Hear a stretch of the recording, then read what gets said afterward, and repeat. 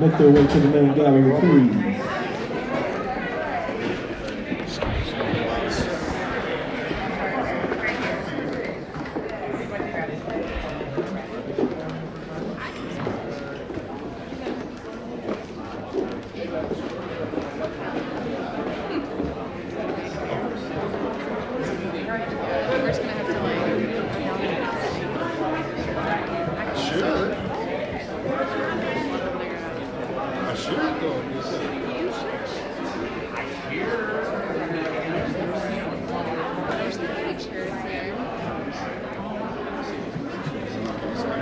I'm gonna put this on the other side. I don't want it to fall on you guys or anything. Gallery, please.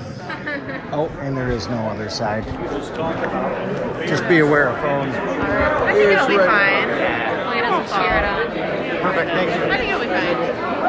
I'll try to whack it on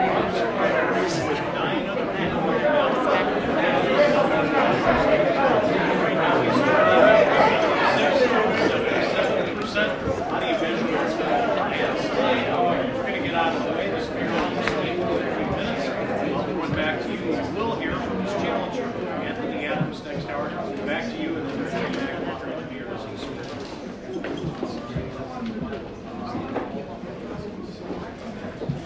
Good evening. Good evening. Is this a party? Yes. This was a party. All right. Well, tonight we are on track to make history once again. In the primary, the mayor came through with 70-some%, and it looks like tonight we are on track for another record of 77% margin. Amazing. And really, we have to thank every single one of you who were with the mayor, stood with the city, and together we are making a difference. Before I go too far, I want to make sure that I introduce the people who worked so hard on our campaign. One person who has been an amazing advisor, friend, and just leader, Ed Duggan. So I thank you for everything, Ed, as always, and being an amazing friend. Our deputy campaign manager, Malak Beydoun. Malak somewhere around here making sure everything's going. And the amazing Ernest Johnson. Our field director, Robbie Frankel, our data director, Ricardo White, over coalitions, and if you ended up following some of our social media, Nija Black, who just did such a wonderful job as communications director, and the Sherry Johnson, who has been such an extraordinary outreach and someone who made sure that we connected with seniors and we did the work. Thank you to every and Mother Bernice, yes. Mother Bernice and Miss Richardson, there are 8 million people I could be naming. Rufus Bartel, so many people. Thank you for all of your help.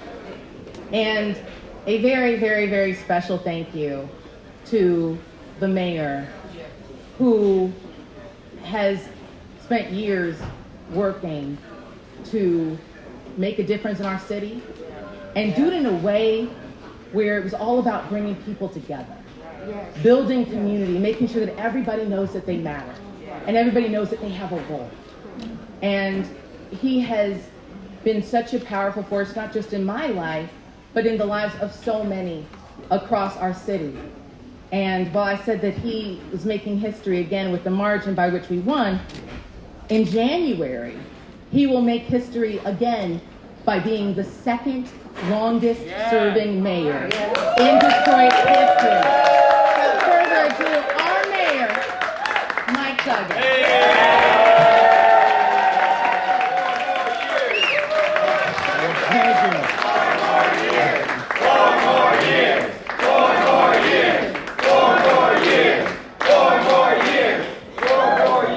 Well, thank you, Detroit. 8 years ago, you took a chance on me, and it's been quite a journey. And I'm here today. I want to start by introducing my family. My mother, Joan, who was delivering food to the workers at the polls today. my sons Ed and Patrick, who are here, and my wife Sonia, who voted in the city of Detroit for the first time today. And Alexis Wiley, our great campaign manager. And for everyone in this city, the 15,000 households that put my lawn sign in their yard, the people every place I went, all I heard for the last 6 months is, we've got your back.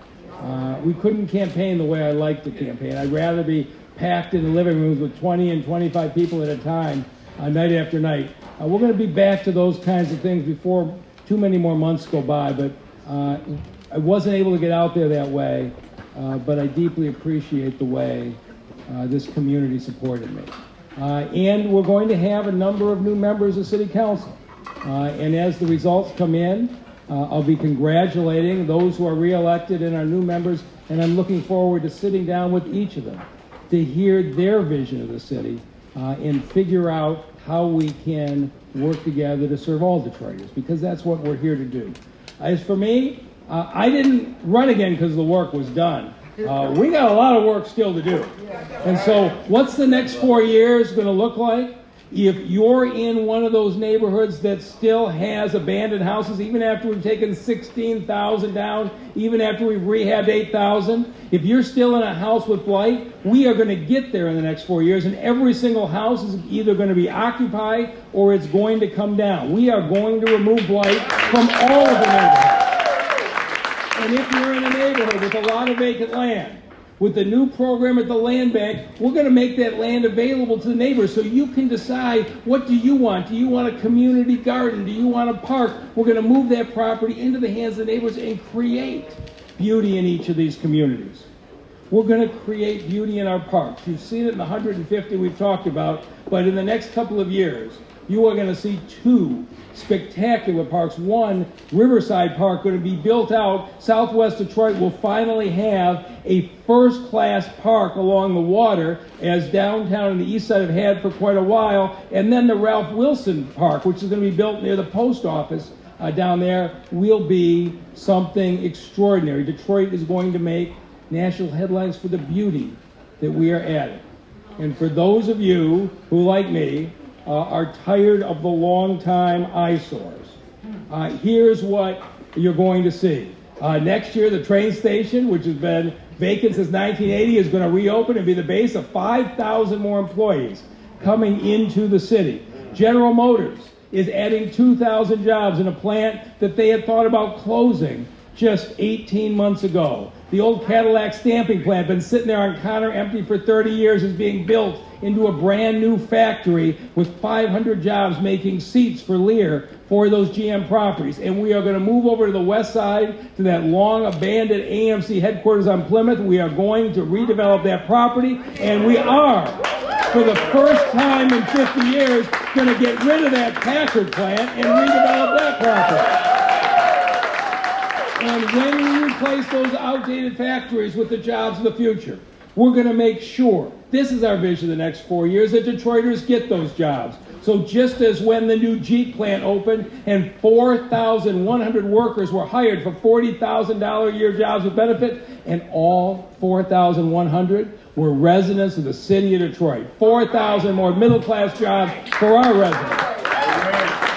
But we're going to do the same thing as we add 2,000 jobs at Amazon at the abandoned state fairgrounds, and we're going to make sure that Detroiters have the qualifications. And so Detroit at Work is going to reach out in the city, and we're going to say, if you live here, you're going to have the opportunity for a good paying job.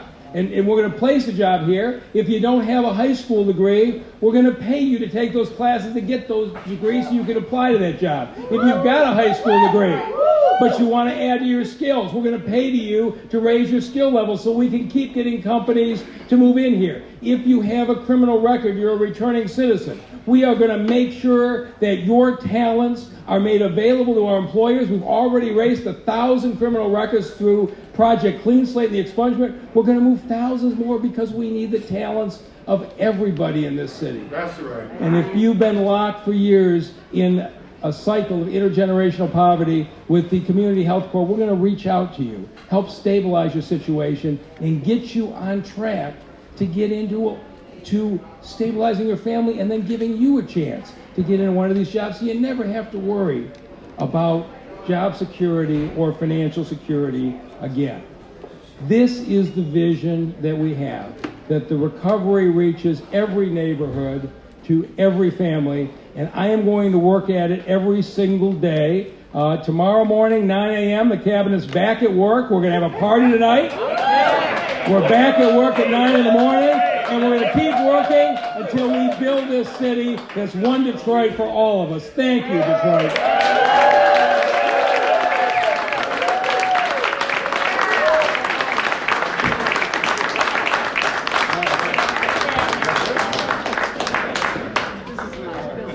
Back to the party. You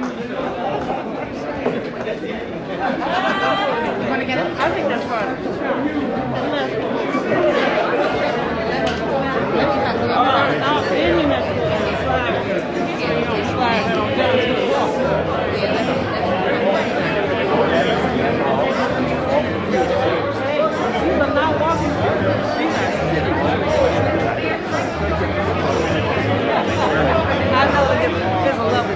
Thank you very much. Thank you.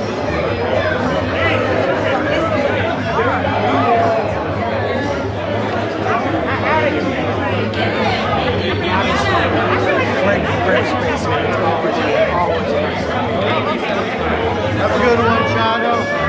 Take it easy. It was so good seeing you. Oh, I ain't sure about that.